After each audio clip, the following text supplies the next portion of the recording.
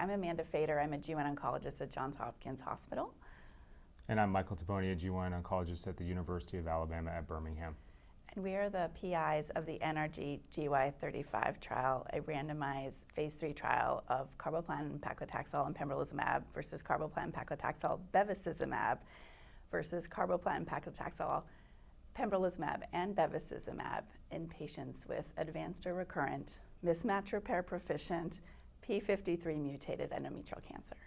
NRG-GY035, we believe, really builds on the story and success of the NRG-GY018 randomized clinical trial that we know demonstrated that in patients with advanced or recurrent mismatch repair proficient endometrial cancer, there was a progression-free survival benefit observed for patients who received carboplatin, paclitaxel, and pembrolizumab compared to chemotherapy alone, albeit a very modest clinical benefit. And so our trial really builds upon that story, and we hope to really enhance the outcomes of the patients who receive pembrolizumab by studying other synergistic therapeutic, both immunotherapy and targeted therapy combinations in concert with chemotherapy, so we can see if we can move the needle on survival outcomes for patients with not only mismatch repair proficient disease, but those with p53 mutated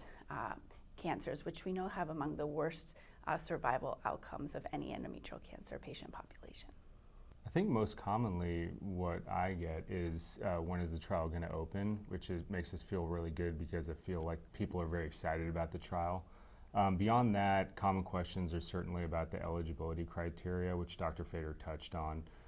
It'll be MMR proficient endometrial cancers, and it will be for stage 4B and recurrent or measurable stage 3 or 4. MMR proficiency will be by IHC, and then they also have to be p53 aberrant by IHC. We are also accepting NGS as a way to determine p53 mutation.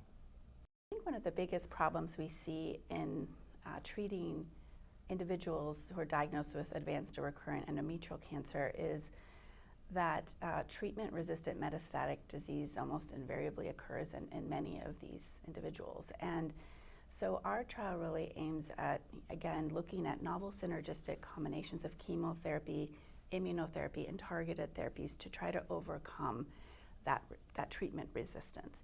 Can we delay or completely bypass both inherent and acquired resistance mechanisms with immunotherapy or targeted therapies like bevacizumab, as well as developing resistance to platinum-based chemotherapy regimens? And so we think this will have a lot of clinical relevance, given that endometrial cancer is the most common gynecologic cancer that we treat in the US and broadly in many countries around the world, that this is a very important clinical problem that we need to address to help our patients live longer and better lives. Obviously, looking at the outcomes data and specifically some of the translational work we're really excited about.